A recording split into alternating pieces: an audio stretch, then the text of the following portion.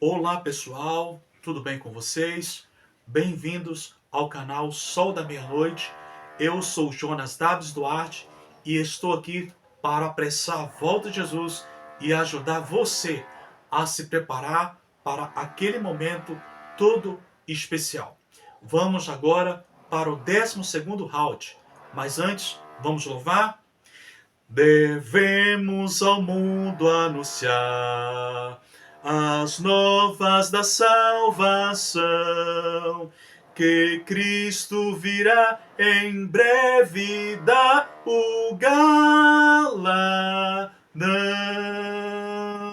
Levante suas mãos e vamos orar. Bondoso Deus e Pai, Criador dos céus e da terra, te agradeço, Senhor, por estar aqui novamente para transmitir mais uma mensagem. Abençoa, Pai, o meu ouvinte que ora comigo neste momento.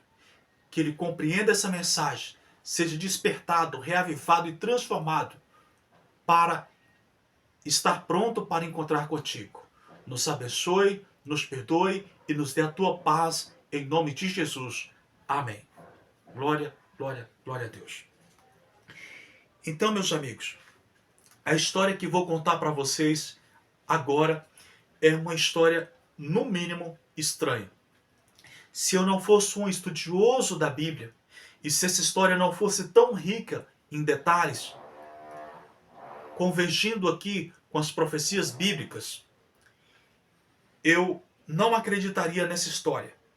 Mas pelos ricos detalhes dessa história, eu acredito. Essa história eu encontrei no canal do Maurício Santos. O nome do canal, Fatos Desconhecidos. E para os adventistas aqui que gostam do número 7 e crê que o número 7 é símbolo da perfeição, o número relacionado a 27 aparece nessa história pelo menos 7 vezes. E o número 6, relacionados a 6, 4 vezes 6. É 13 de fevereiro de 2027. É o mundo em que Javier, em Valença, na Espanha, está, em 13 de fevereiro de 2027. Ele faz uma viagem no tempo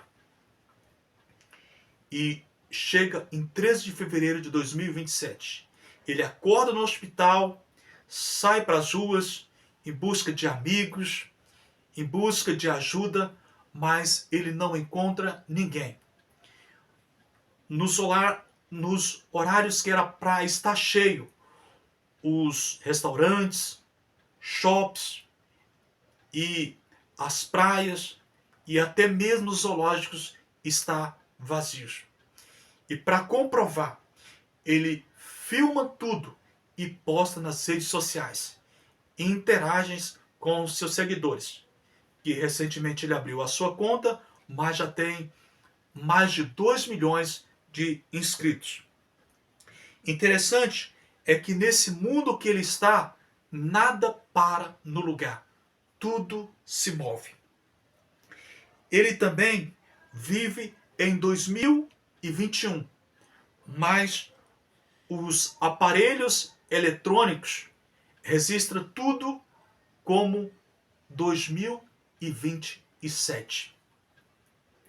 Ele pega uma Alexa e posta nas redes sociais perguntando para a Alexa em que data nós estamos. E a Alexa responde 21 de março de 2027. Essa história parece o filme dos únicos sobreviventes dos mortos-vivos, no filme de Rick Grimes. E ele liga 2021 com 2027. Interessante que em 2021 foi o auge da pandemia. E nos países rigorosos, com o lockdown, as ruas ficou deserta. Seria esse o cenário da volta de Jesus em 2027? Será que o jovem Javier, apesar de não ser Satanás, não está vivendo a experiência de Satanás? Ele vive num cenário apocalíptico. E na rua, o curioso é que ele encontra uma carta e a carta revela para ele que ele é uma experiência chamada GESP 8827.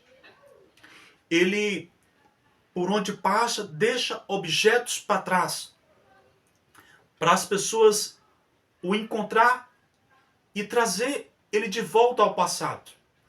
Mas o mais impressionante é que ele não vê ninguém e também ninguém vê ele. O impressionante é que já faz quase 3 anos de 2021, nós estamos terminando 2024, já faz quase 3 anos que ele está nesse mundo e ninguém desmascarou ele ainda. Então, se fosse mentira, a farsa já teria sido descoberta. Mas esse é o fator de eu acreditar mais ainda nessa história. E comparando a história agora de Javier com a Bíblia. Ele diz estar em fevereiro de 2027. E impressionante que a história do dilúvio, ela começa exatamente no dia 17 de fevereiro. Ele diz aqui, está no dia 13. A história começa um pouquinho depois, no dia 17 de fevereiro, mas está dentro do mês de fevereiro. De 17 de fevereiro a 27 de fevereiro do ano seguinte. E no dia 27, Noé sai da arca e a família está sozinha e o mundo desolado. Esta é uma pista, os números 27 de Noé aqui, é uma pista que ela aparece em seguida em diversas ocasiões na Bíblia. E até os nossos dias, como eu mencionei no meu vídeo que está, o vídeo de mais sucesso, fim da prorrogação, 2027 é logo ali. Então, meu amigo, a história de que ele está no dia 13 de fevereiro de 2027 confere com a história de Noé, que começa no dia 17 de fevereiro desse ano e termina no dia 27 de fevereiro do ano seguinte, no dilúvio.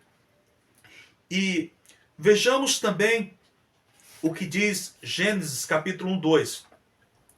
Gênesis capítulo 1, 2 diz que quando Deus criou a terra era sem forma e vazia.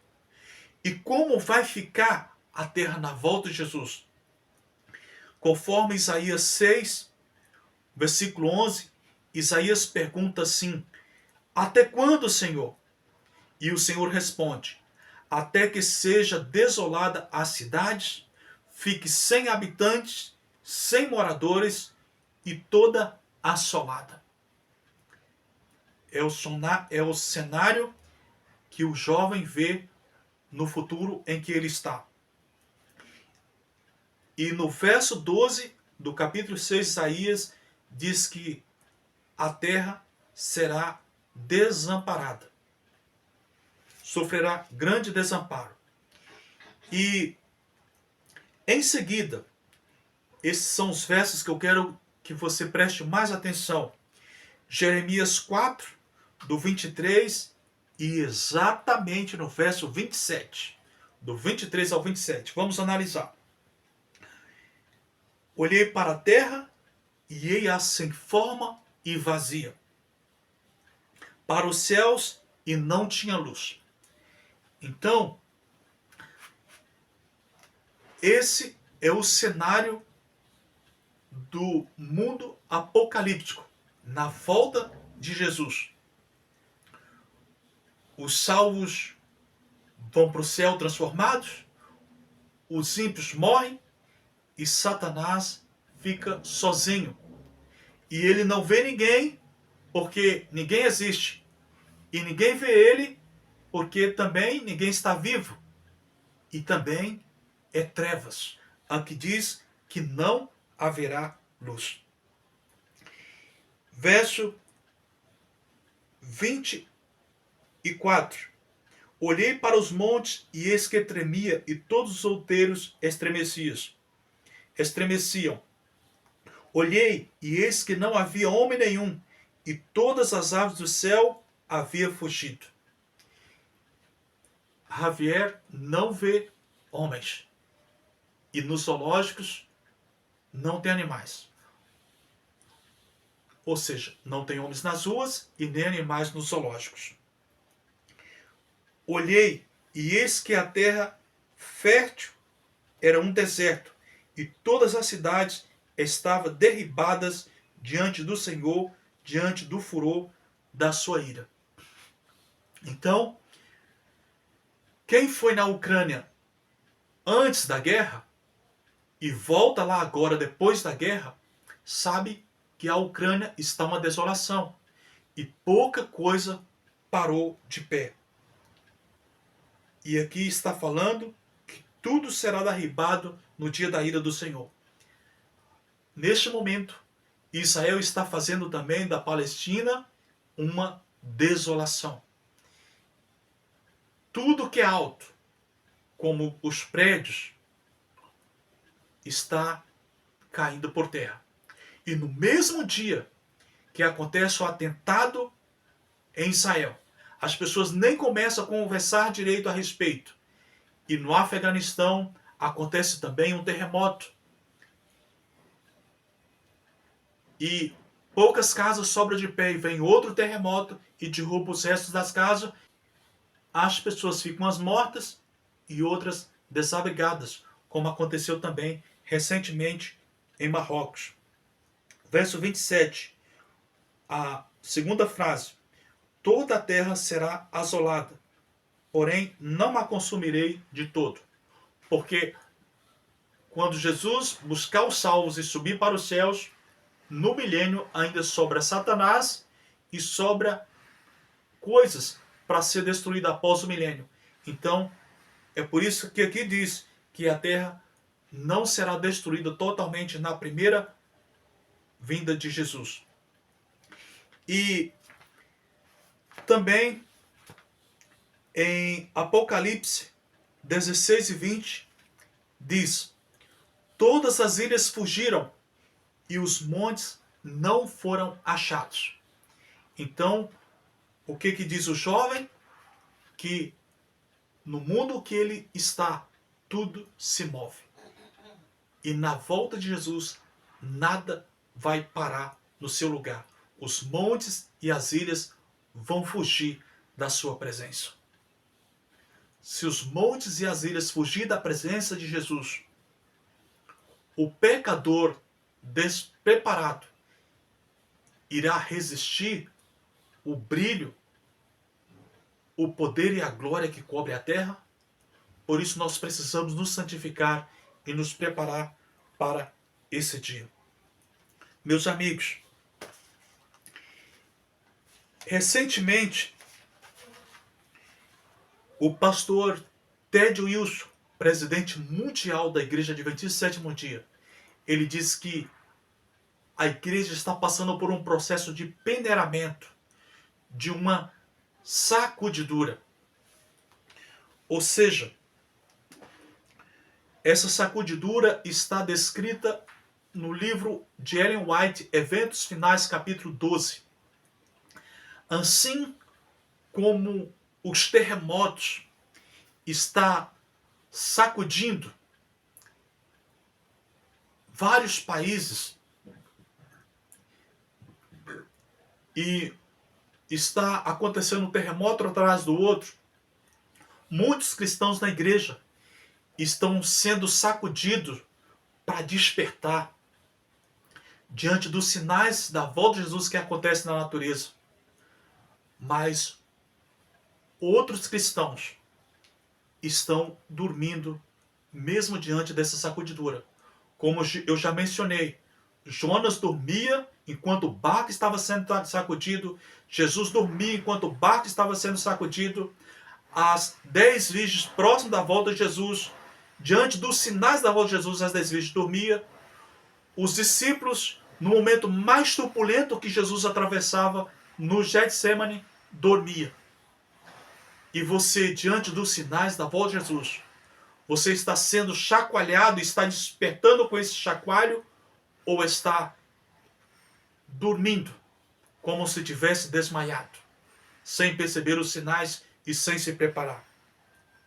Irmãos, eu me uno à minha voz, a voz do pastor Ted Wilson, para dizer também que a chuva serôdia está caindo. E não é uma suposição, isso eu tenho certeza.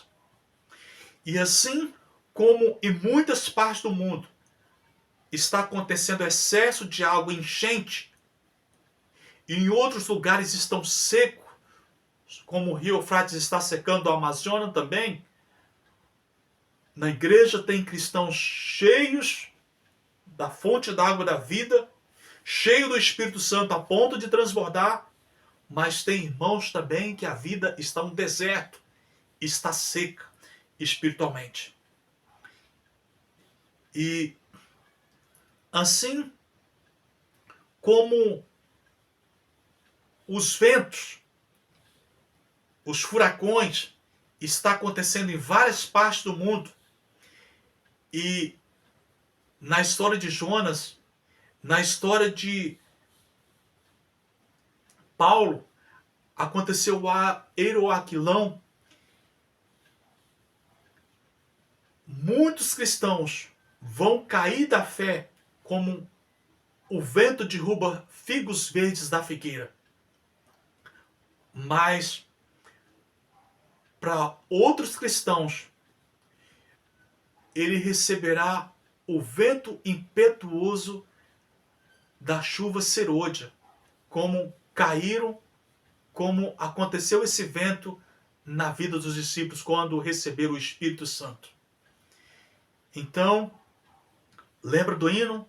Sopra em mim. Ah, meus irmãos, nós precisamos nos converter a Deus de todo o nosso coração, rasgando o coração e não as vestes.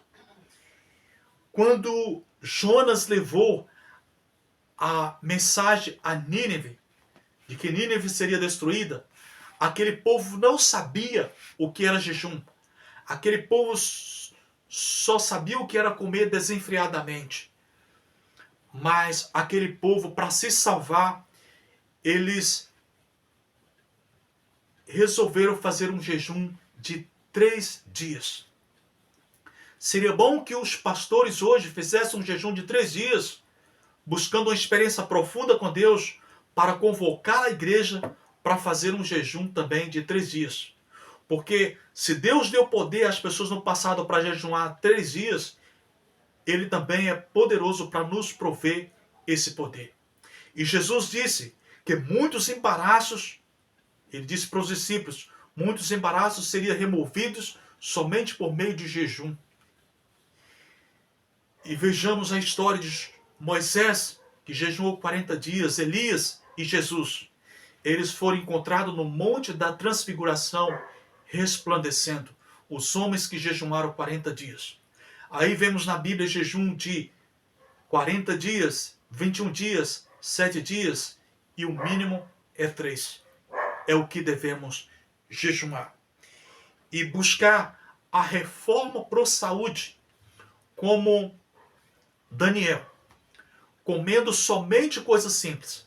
Diz a Ellen White que ia chegar um tempo que seria necessário a gente deixar de comer carne, leite e ovos. E é o tempo de abandonarmos essas coisas para que aconteça uma revolução espiritual na nossa vida, como aconteceu na vida de Daniel, o profeta. Meus irmãos,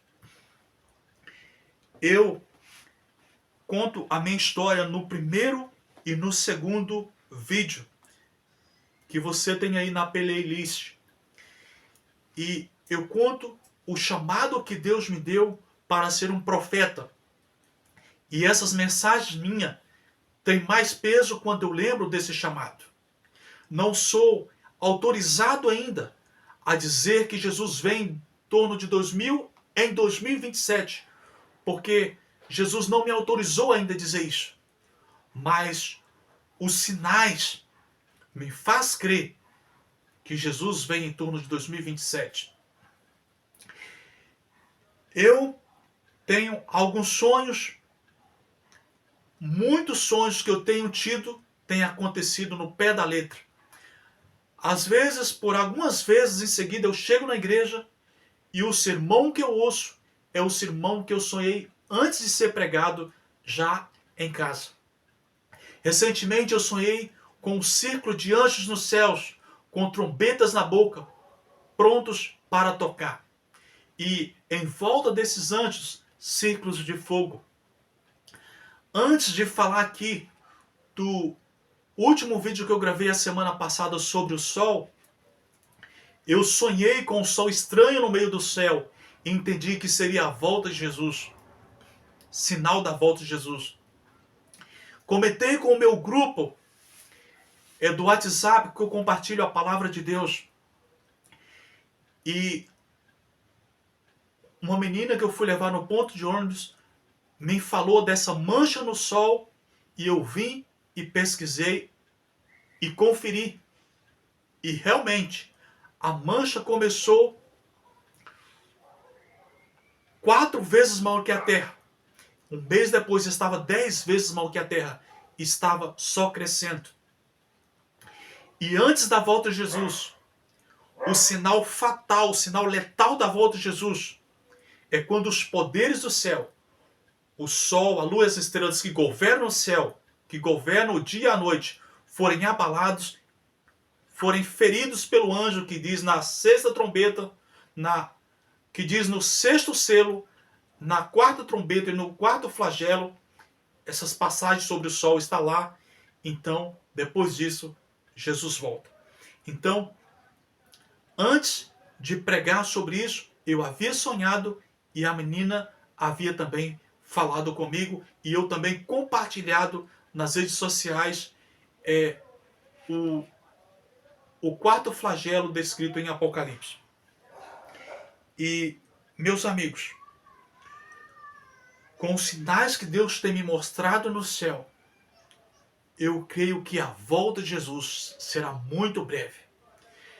Recentemente também sonhei com a lua e o sol parelhos, bem junto. E para quem estuda a Bíblia entende.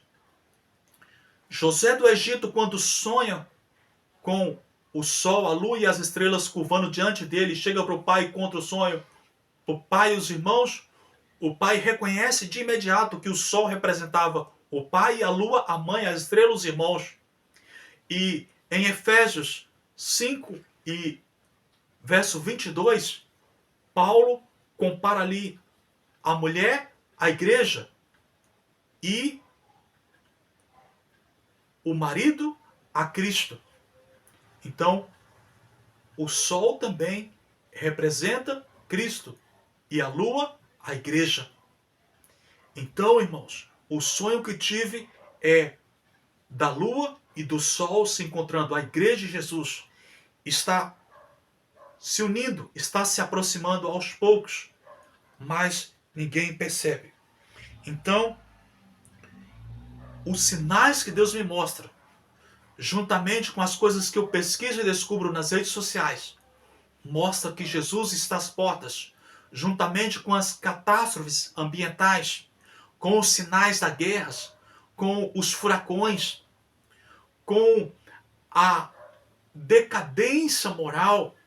Hoje é praticamente feita propaganda da homossexualidade. é feito propaganda para todo mundo aderir a esse movimento. Propaganda pelo aborto. Hoje tem mais valor um cachorro do que um ser humano, porque os cachorros estão na rua fazendo sujeiras, morrendo de fome, e não se dá remédio para o cachorro abortar, mas se prega que as mulheres estão livres para tomar remédio por qualquer razão para abortar os seres humanos, os filhos. Esse foi o sinal que aconteceu lá no Egito, antes de vir Moisés para libertar o povo de Deus. E esse é o sinal que acontece hoje, antes da volta de Jesus. Então, se você crê que nós estamos próximo da volta de Jesus, e se você permite que essa mensagem toque no seu coração, quebrando o seu coração, então você que está afastado da igreja, volte urgentemente para a igreja. Você que não conhece a igreja adventista, se una a essa igreja falha, débil e defeituosa, mas a igreja que guarda os mandamentos de Deus e anuncia a volta de Jesus, que cumpre com os requisitos bíblicos exigidos pela palavra de Deus. E você que vive uma vida relaxada na igreja, desperta. Coloque a sua vida no prumo, para que você possa contemplar o Rei vindo na sua glória e na sua majestade. Se é o seu desejo ter o seu nome não somente escrito no rol de membros da igreja, mas escrito no livro da vida, e levantar naquele dia para receber o prêmio da soberana vocação, que é a coroa da vida, se é o seu desejo estar preparado para a volta de Jesus, eu quero orar com você e por você neste momento. Levante suas mãos. Grandioso Deus, Pai Todo-Poderoso, muito obrigado, Senhor, porque o Senhor não nos deixa em trevas. Apesar de o Senhor disser naquele tempo que não sabia nem o dia nem a hora, Jesus nos dá uma pista de que à meia-noite as 10 virgens se levantaram para encontrar com o noivo. E a Ellen White fala que à meia-noite Deus levantará para defender o seu povo no grande conflito, capítulo 42. E a Ellen White também fala que o pecado duraria 6.000 anos e no início do 7º milênio estaríamos no céu. Senhor, o Senhor não deixa os seus filhos em trevas. Por isso, Senhor, nos ajude para que, além dessas informações, percebamos os sinais e nos preparamos para encontrar contigo. Perdoa os nossos pecados, nos dê a tua paz e nos enche e nos reveste do teu poder, da tua graça, e nos cubra com o teu sangue. Em nome de Jesus, te pedimos e agradecemos. Amém. Glória, glória, glória, glória a Deus. Fiquem na paz, fiquem na graça, que Deus te abençoe e até o próximo programa.